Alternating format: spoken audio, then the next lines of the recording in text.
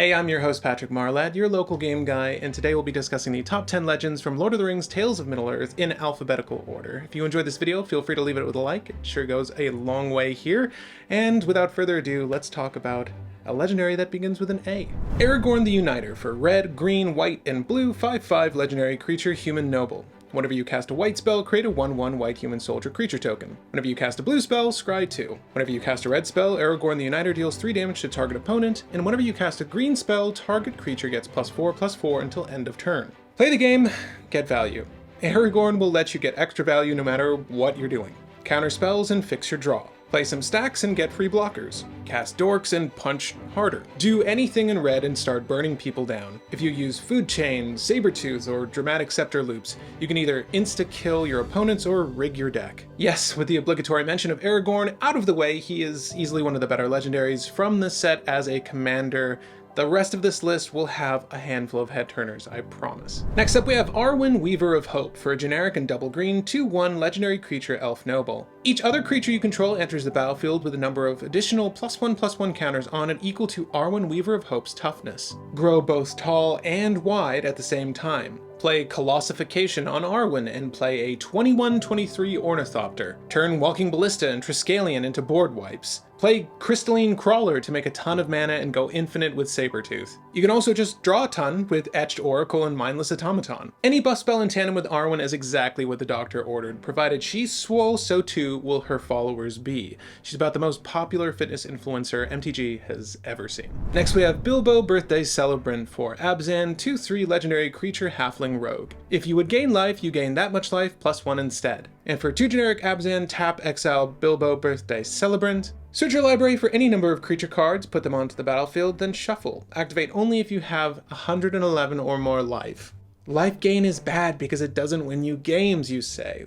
Well, now it does. Play a bunch of Soul Sisters and gain life whenever you play a Dork or Stacks creature. When you get your life high enough, you can use Bilbo to get out your Grand Abolisher, veto Thorn of the Dusk Rose, and all of your other creatures to have veto, burn your opponents to death.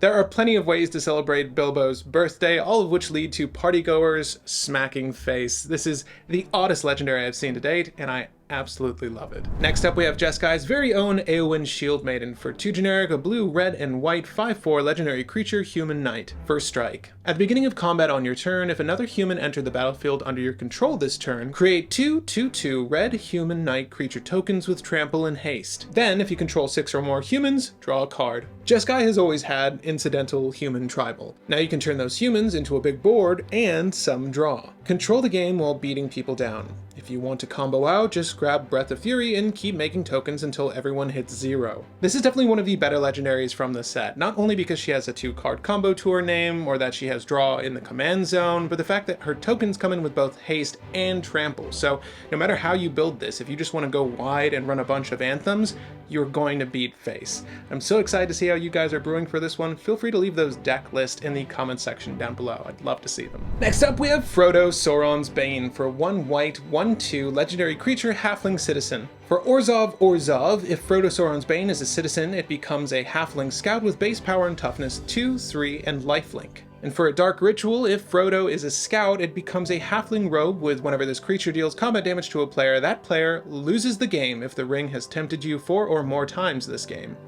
Otherwise, the ring tempts you. So we have a Lurrus commander with player death touch and evasion. Frodo was already playable before we saw any other tempt cards and before we even knew what being tempted did. Now he's a real death clock with some serious utility. Player removal is a valid strategy in Commander, provided you've stacked out the game. Just make sure you add in a handful of other temptation effects to get the player removal going as soon as possible. Next up we have Gollum Obsessed Stalker for a generic and a black 1/1 legendary creature halfling horror. Skulk. At the beginning of your end step, each opponent dealt combat damage this game by a creature named Gollum Obsessed Stalker loses life equal to the amount of life you gain this turn. Veto has been playable, even getting a few people to brew him in cEDH. Gollum is Veto, but faster. When you gain life, you can burn all 3 opponents instead of just 1. And gaining 40 life is much easier than gaining 120. But is having a cheaper commander better than having mass lifelink and an exquisite blood combo in the command zone? Only time will tell. This Golem makes for one of the most interesting mono-black commanders we've seen to date, with one of the most interesting triggered effects we've ever seen on a creature. Do share those deck lists in the comments below if you're brewing for this halfling horror. Next up we have LOTR Corrupt Shira for Orzhov, 2/1 legendary creature halfling rogue. Whenever a player casts their second spell each turn, you lose 1 life and create a treasure token. When in doubt, throw mana at your problems. Get LOTR out by turn 1 to have around 4 to 6 mana total on turn 2. Then you can use one of Black's 1-card wins to end the game. If you want this deck to be more resilient, you can have Lurrus be your companion to get back the perfect card at the opportune time. We've actually brewed this very deck list right here on the channel, and I highly recommend you check it out after viewing this video, but the short of it is, you want to be able to quickly get LOTR out and have some draw utilities in hand, or just the ad nauseum if we're being honest, to get the ball rolling on your strategy. Then there's Samwise Gamgee for Selesnya, 2/2 legendary creature, halfling peasant. Whenever another non-token creature enters the battlefield under your control, create a food token. Sacrifice 3 food tokens, return target historic card from your graveyard to your hand. Sam has given us one of the best Hulk piles to date, but how is he as your commander? Well, you can play your dorks to make artifacts to use with Clock of Omens, Academy Manufacturer, or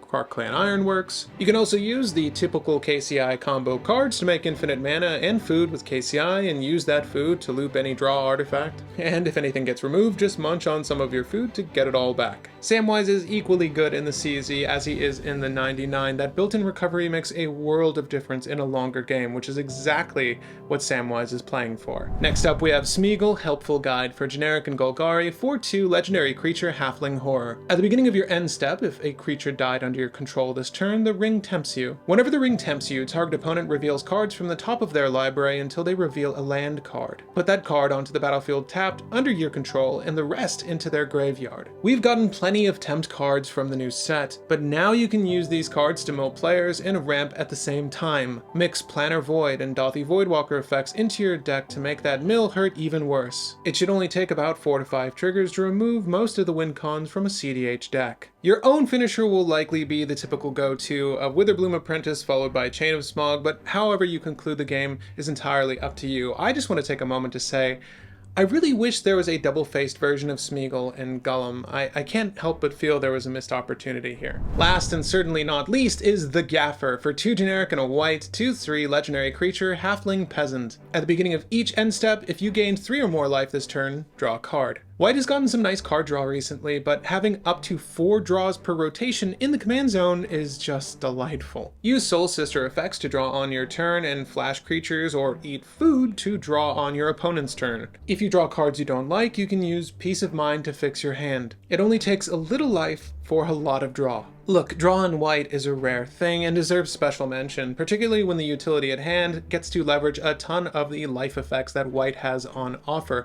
I can see this being an amazing Stacksmander that plays into a Felidar Sovereign win. Now, if you were counting, that's 10, but we do have one honorary mention for you with this last card. The Watcher in the Water. For 3 generic and 2 teardrops, 9/9 legendary creature, Kraken. The Watcher in the Water enters the battlefield with 9 stun counters on it. When you draw a card during an opponent's turn, create a 1/1 blue tentacle creature token. Whenever a tentacle you control dies, untap up to 1 target Kraken and put a stun counter on up to 1 target non-land permanent. The Watcher may not be the flashiest commander on this list, but it is deceptively good. This is a 5 mana 9/9 that untaps itself as much as you want. Well, once it's done watching, that is. Make a tentacle army from Rhystic Study or Mystic Remora triggers. Use any sack outlet to stun all of your opponent's non-land permanents. And remember, you're a proliferate effect away to permastun all those cards. Then you can go to face while your opponents can't do a thing. If only you had a 9/9 and 20 or so 1/1s to hit them with. Oh, wait, you do! It also helps that the Watcher has a few unique infinites. Put Hardcover or Oracle's Insight and Unctus Grand Meta Tech with a sack outlet to go through your deck on an opponent's turn. Or use any looter with something like Masswood Nexus to make it a Kraken, and a sack outlet will also do the same trick. It may not look like much at first glance, but the Watcher in the Water has some serious potential as your next cEDH commander and is very atypical of what blue traditionally does. But are there any legendaries we missed? Let us know your favorites from Lord of the Rings Tales of Middle-earth in the comment section down below. But again, I'm your host Patrick Marlett, your local game guy, and for more news and updates on your favorite TCGs, subscribe to LGG and send this video along to the next gamer with a like. Thank you.